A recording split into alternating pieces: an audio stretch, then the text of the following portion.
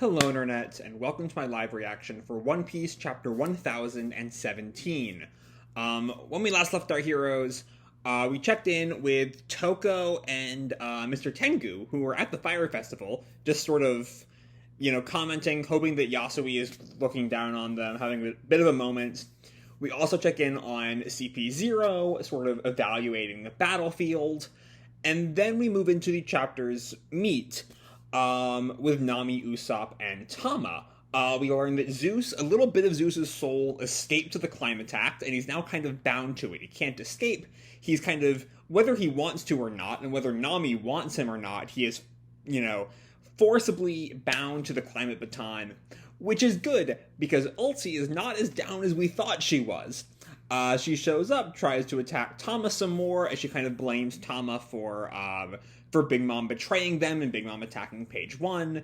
But with the power of Usopp using his green star to sort of knock Tama away from Ulti, and Zeus and Nami, they're able to bring down Ulti, and Bao Huang, who is watching the battle, accidentally announces that fact to all of Onigashima, along with Page 1's defeat, causing a huge hit to the enemy morale.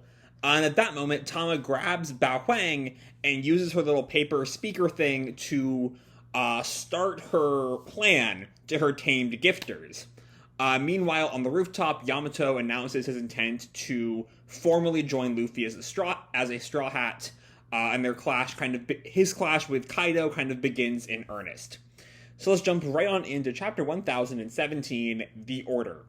And our picture here is of a chimpanzee solving puzzles with Buggy's body. I miss Buggy. I think Buggy has done some things in some post-time skip movies, but I don't think he's done anything in the manga post-time skip, which is a shame, because I'm watching Logtown on my anime watch, and Buggy's just a blast. Buggy deserves the world. Anyway, we open back inside the dome, as Queen looks up at Tama, who's just made this announcement. What is that kid doing in the middle of a battlefield? And Tama's kind of shocked to see this giant dinosaur man looking at her. And then Queen notes Bao Huang in, the grips of Usopp's, Venus flytrap attack. What happened, Bao Huang? Who are you, little girl? And Tama just kind of panics, foams at the mouth. Eek! Oh, Tama! And she just falls back. Usopp and Nami run up to her. Hang in there, Tama! And on the fourth floor, we get to finally check in on Jimbei and Who's Who. A fight that we've not really seen anything beyond, the occasional shot of Jimbei and or Who's Who in about probably 15-ish chapters by now. Not quite as long as the Robin fight, but about that long. As apparently Who's Who has minions or something who are similarly dressed, which we might have seen before, but I just don't quite remember. Anyway, one of them kind of shoots at Jinbei, and we see a drop of blood. She laughs, Gyahaha! And Who's Who just, yells at him. Not a word of complaint, Jinbei. And Jinbei is just kind of, I think he's kneeling. This started as a battle of 5,000 against 30,000. We were always going to be outnumbered. I never expected you to fight me one-on-one from the start. And Who's Who looks at him. Ha ha ha. Very perceptive of you. You've been a real pain. And we see they're all kind of cat-themed gifters, it looks like. At least 1, 2, 3, 4, 5, 6, 7, 8 gifters surrounding Jinbei and Who's Who. I think Jinbei is standing, though. I thought he was kneeling. But no, I think I can see his legs. His legs just look really small compared to his robes. I've never really noticed that before. But anyway, Jinbei kind of looks at Who's Who. That's right. Our job is to keep you officers occupied. And speaking of our job, we check in on Frankie, who we also have not seen in a very long time. Here comes more of them. And he's still running. He's running away from a bunch of Sasaki's gifters, I'm guessing. All these grunts keep swarming out of the woodwork. Though, as I recall, a bunch of a bunch of Sasuke's gifters got fed the dumplings by Speed, right? So when Tama makes her move, if she can, now that she's unconscious, Frankie's battle should turn in his favor, I think. But we also check in on Inuarashi's fight with Jack. We're just really checking in on every single fight here. As Jack and his own kind of private gifter squad surround Inuarashi, as Jack taunts, "This is what it means to fight a battle of numbers. Don't blame me for it." And Inuarashi, we see, is taking an arrow in the back, as he sort of looks up at Jack with, like, determination in his eyes. And then, somewhere else on the battle, I don't know where this is, but some gifters are talking to each other. Apparently, the pleasures and the waiters on the performance floor switch sides on us. What a bunch of jokers. What should we do with them? Beat him down and kick him out. Punish them all. And we see they kind of go on the attack against... the gifters are going on the attack against every pleasure and waiter they can find, apparently. Eliminate every last traitor on the floor. Yeah, it's the gifters! And then back with Tama, Usopp and Nami kind of rally her. "You can do it! Be strong, O Tama!" And Tama gets back up and tries to make her speech again. All my friends who ate the millet dumplings." And everyone kind of pauses in shock as they kind of comment, "She's yelling again. Huh? What's with that brat? Knock her off that balcony." But Tama continues, "Please, listen up. You gotta change sides and fight for Big Bro Luffy and Momonosuke." Speaking of Luffy and Momonosuke, we see them. Nice bit of paneling there I'll get to when I read the lines. We have the Heart Pirates kind of pumping the water out of Luffy. "Hang in there, Straw Hat. Don't die on us." And we have Tama standing there, breathing heavy after everything she's gone through in the past, 20 chapters. And then we see Momo, who... I mean, we all knew Momo survived the fall, but confirmation that Momo has survived the fall. Wah, we were so high up. Kinemon, Kiku! But Tama continues, "You gotta help us. Beat Kaido." And Speed, happily, "There we go. She's given the order."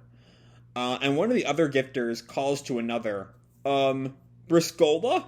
What's the matter?" Oh, Briscola is the guy with the gorilla arm, who has one of the funnier designs of the gifters. No one beats Hamlet, I will admit. I miss Hamlet. He was funny.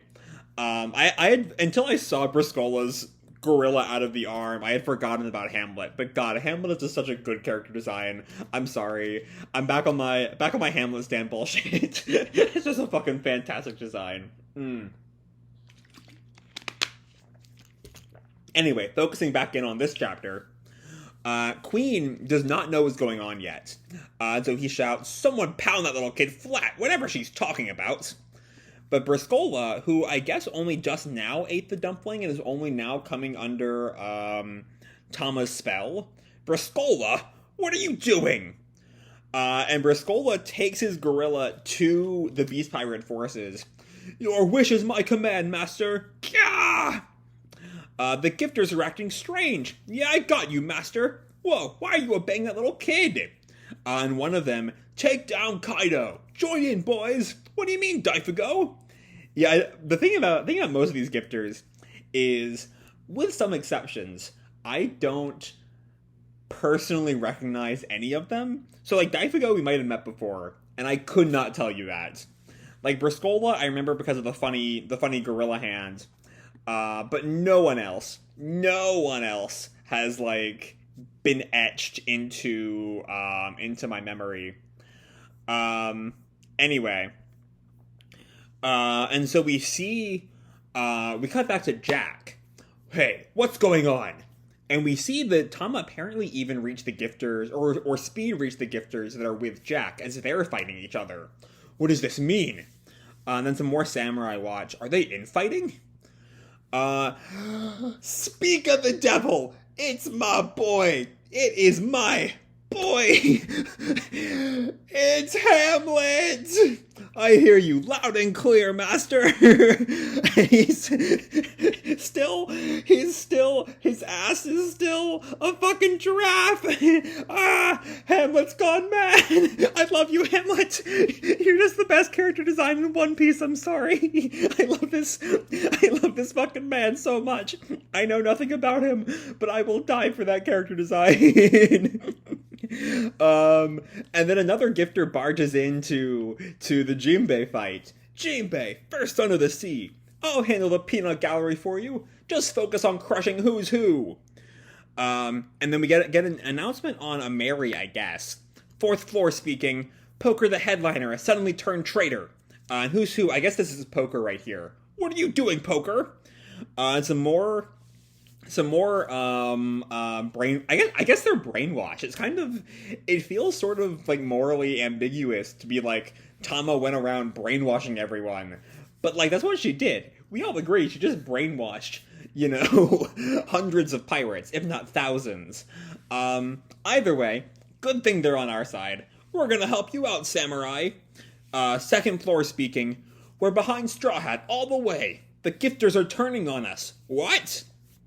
So I'm guessing the guys that are attacking are either gifters who did not get fed the millet dumplings, or they're pleasures and waiters who did not hear Queen's disregard for them. Excuse me, I'm guessing. Because I don't know who they'd be attacking. Like if all the pleasures and waiters turned, then and all the gifters turned, there would be no forces for them to attack. So I'm guessing that there were some gifters that didn't reach, and some pleasures and waiters Chopper didn't reach. Either way, the battle is very much shifting for our side. And then, so here's an interesting thing. That looks like Bao Huang, back with CP0. But I thought that Bao Huang left CP0 and was caught by Usopp, which led to this whole situation. Was that not Bao Huang? Was that a humanoid Mary? Or is this the humanoid Mary? Because I'm pretty sure that was Bao Huang. So maybe this is a humanoid Mary. I don't know. Either way, she looks exactly like Bao Huang, so I'm kind of confused. Very strange. What is happening? And the CP0 guy has this confusion bubble next to him. As another Mary recites, gifters are rampaging on the third floor. Right brain tower speaking, the gifters are out of control. Basement first floor speaking, and one of the enemy forces, what's going on, man? All of Onigashima is in chaos. Okay, this right here is our thumbnail. Unless something big happens on the next 10 or so pages, that's our thumbnail right there. I can already see it. Beast Pirate Civil War as Tama's forces and Chopper's forces attack what's left of Kaido's forces. This is kind of the turning point in the battle. This is how we win. Might not be how we beat Kaido, but it's at the very least how we free Wano. Left brain tower pleasure hall by the pond speaking, and Nami hugs Otama. You did it, Otama! And Tama just sighs. Woo! And Usopp cheers. The plan was a smashing success. And Queen readies a laser beam. Did that little kid do this? And they run away. Uh-oh, look out! But Sanji jumps up. Collier, strike! And he kicks Queen. Queen kind of leans forward thanks to the blast. And then he kind of snuffs out the breath. Damn it! Judge's son again? And Sanji just glares at him. Don't ever say that name to me. Are you part of his insane research team or something? And then Queen looks at him. You mean Mads? That was ages ago. Just look at my body. I'll come straight with you. I'm a cyborg. Okay then. I did not know we were supposed to assume. Like he had called attention to the fact that Sanji was Judge's son. But I did not particularly take that to mean that he had a connection to Judge. Just that he, being in the underworld, knows who Judge is. But apparently, he was at one point an ally of Judge, and now he's a cyborg. He is a cyborg brachiosaur in his, like, hybrid form now. As he snaps, was that supposed to be a secret? And everyone kind of panics. Look out! It's Queen's man-beast form! Keep your distance! And Queen grins, so you figured it out, huh? Not that it'll help you win. And then Sanji calls back to Chopper. Can you manage things over there, Chopper? We see Chopper kind of taking care of Zoro.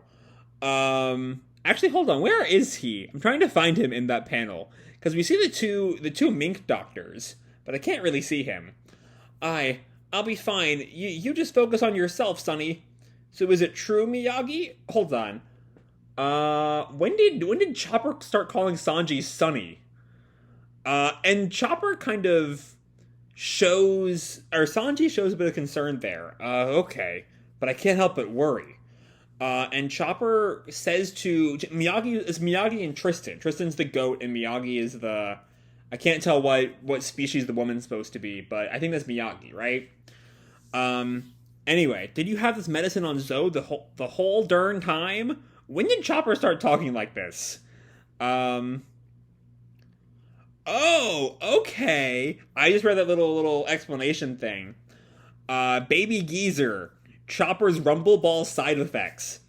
That's new, right? That's not... There are many things in One Piece that, like, I've forgotten about. And there's always a part of me that's like, is this supposed to be... Are we supposed to not know about this, or have I forgotten? We didn't know about this, right? I'm right in assuming we did not know about this, right? Anyway, Chopper says, I don't know enough about it to give it to him. Does it really have ultra-regenerative effects? And Tristan tells him, yes, but only temporarily. And in return, you suffer twice as much later. And Zoro, still kind of like mummified. There's no time for debate. Just give it to me. I don't care what happens to me later. And Tristan looks at him. You heard that? And Zoro tells him, the only thing that matters is being able to fight now. So that's going to be a bad sign, I bet. But either way, Zoro will be back in the fight sooner rather than later, I'm guessing. And we come back to the fourth floor in Who's Who's domain. As we see, the infighting going on there. Gifters? Why? And Who's Who kind of takes stock of the situation. I don't know what's happening. And he draws a little tiny dagger. But it's clear I have to actually try fighting now. And he swipes it. Blade pistol! And apparently, when he swipes, bullets come out, I guess? I think that's what the blade pistol attack title and those little explosion effects mean. But Jinbei just deflects them all with Fishman Karate. And Who's Who seems to freeze up, or maybe he just kind of is hit by it already. Arabesque brick fist! Shave! But Who's Who jumps over it. And comes down for Tempest Kick, but Jinbei, with his armament hockey already going, kind of blocks it. And then, as Who's Who kind of... hold on. I think what happens there is Jinbei, I think, deflects the energy of the kick into one of the pillars in the room. And then Jinbei looks at him. Should I call this Iron Body, then? Those are the 6 powers, the fighting abilities of government agents. Which reminds me. Oh, hold on. Is that the CP9 shit? Is Who's Who using the CP9 shit? 6 powers are apparently translated by Viz. The Roku something. Which I know Roku is just 6, but...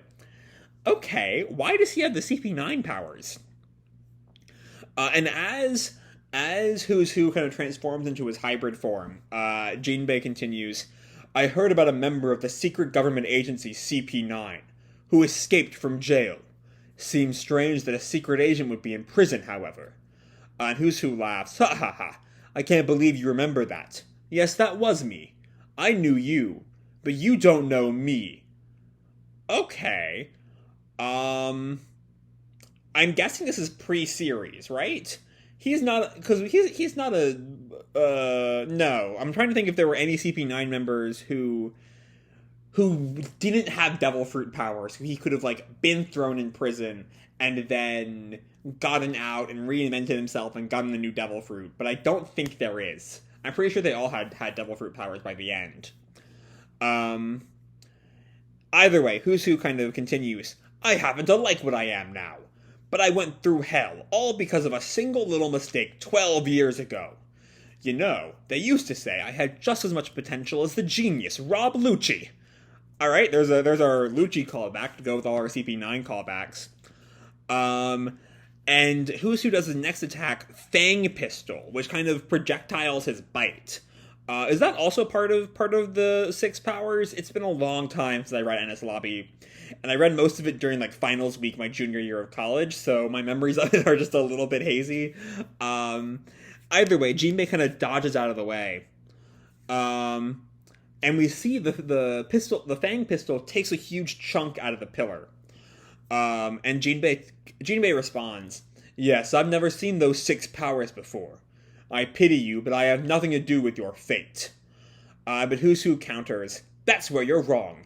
Remember what you said? Helmsman of the Straw Hat Crew, very proudly. The mention of that name brings back the bitter past. 12 years ago, a devil fruit was stolen from a government ship. And when Straw Hat Luffy appeared 2 years ago, I was shocked to learn the truth. Hold on. Is he getting at what I think he's getting at? I feel like Jinbei's on the same page. That Straw Hat had eaten the very gum-gum fruit that was stolen from that ship. Next chapter hits July 4th. Okay. Alright. Let's... I'm trying to figure out if I should talk about the first part or the second part of the chapter first. Let's just go in order. Let's talk about Tama. Let's talk about the shifting tides of battle. I feel like there's something in... I feel like one of the big effects of Tama's move here, because the gifters aren't going to, like, really contribute to the defeat of a Tobi Roppo or one of the headliners. I feel like the Tama's move here is tying into the themes of morale that have been brought up for the past few chapters, with Bao Huang announcing Luffy's death as an attempt to sort of lower the Alliance morale, to Bao Huang accidentally announcing Page 1 and Ulti's defeat, affecting the Beast Pirates' morale. This is going to affect Beast Pirates' morale even more. You know, their own allies, their strongest members besides the Tobi Roppo and the headliners, have been brainwashed by this, like, 6-year-old to sort of wreak havoc and betray them. And I doubt the Beast Pirates are really going to recover from this in a meaningful way. This is kind of the moment where the Beast Pirates can't really recover. I mean, like the Tobi Roppo can still do damage to characters we care about, as can King, Queen, and Jack, as can Kaido, obviously. And who knows what's... And there's still Big Mom running around, fighting Kid and Law. But I think at this point, the large-scale battle is mostly won. Even if Kaido wins in the end, he won't really have forces to rule with. Unless killing Tama undoes the brainwashing, then maybe that could work. Either way, as a concept of this battle, sorry, let me try to get my thoughts in order before I speak. When looking at this raid as, like, a part of a war, the battle is lost for Kaido. The Beast Pirates can't really recover from half their troops betraying them, along with all the morale shakeups they've been given over the past few chapters. So, from that standpoint, I think we've basically won. However, this isn't really a war story. It's still, you know, at its core, kind of a shonen battle manga. As much as Oda, I feel, has kind of been pushing away from that the past couple hundred chapters. So anyway, there still are threats to our heroes, obviously. As we see with Queen, who has a much more personal relationship with Judge than I initially imagined. Again, he's a cyborg. He's got a robot arm, he's got I think his braid ends in like a robot claw. His tail is robotic. He's just a robot. He's a cyborg. And yeah, that's gonna be. I mean, I get now the pairing of Sanji and Queen. You know, Queen is yet another reminder of Sanji's past, and so of course at this point, you know, I've complained in the past about Onigashima constantly setting up fights and then just resetting them. I don't think Oda is going to do that here. I think this is Sanji's fight. You know, the fact that he's fighting the result of Vinsmoke science, of Germa Kingdom science, that's his big fight of the arc. He's gonna take down Queen. It's gonna be a lot of fun. And that's, I don't know, like maybe the end will be after everyone has finished their fights. All the Straw Hats will go fight Kaido. I hope, if I'm being honest. I want that to be I think it probably will be just Luffy as, like, solidifying Luffy's status as the future king of the pirates. But I also do want to see everyone get a chance to beat up Kaido. But yeah, anyway, the last part of the chapter focuses on Jimbei and Who's Who we've kind of been leaving alone for a good long while. And we see Who's Who is ex-CP9. And he was put in jail, as we learn eventually, for failing to protect the gum fruit. Which, I don't really know what that's about. Like, the way this is framed, I get the sense that the gum fruit is part of something. Like, the government wanted the gum fruit for something. It wouldn't be that, like, if he just failed to protect some random devil fruit, I don't think they would put a CP9 agent in jail for that. Right? Like, I mean, Lucci let Nico Robin get away, and he ended up in CP0. So, like, this must be big. This must be bigger than, you know, letting Robin get away and letting one of the ultimate weapon blueprints get away. I forget which one that arc was about, but still, Lucci fucked up in every way imaginable. And he got a promotion in the end. So whatever the government wanted with the gum fruit must be huge. But also it's weird that they didn't pursue Luffy. Or let me think about that better. They didn't pursue Luffy to an extent you would expect from, we have to kill this kid to get his power back. They pursued him like he's a pirate and he's kind of dangerous, but not like he's the key to some government plot. So, don't know what's going on there. But yeah, I'm guessing next time will be more Jinbei and Who's Who, as Jinbei kind of presses for answers on what the fuck the government wanted with the gum fruit. But yeah, all in all, this is a really fun chapter, and not just because I saw my boy Hamlet again. I love me some Hamlet. He's just so funny. I love his design. Yeah, we get the tides of battle turning, and a huge twist about the gum fruit. And I can't wait to find out where that goes, especially. I have no idea where Oda is going with that. But yeah, I think I'm going to leave this video off here. Hope you all enjoyed the chapter and the video itself. If you did, feel free to drop me a like or subscribe, or, you know, do whatever makes you happy, you know? And remember, your life is your own, okay? Bye!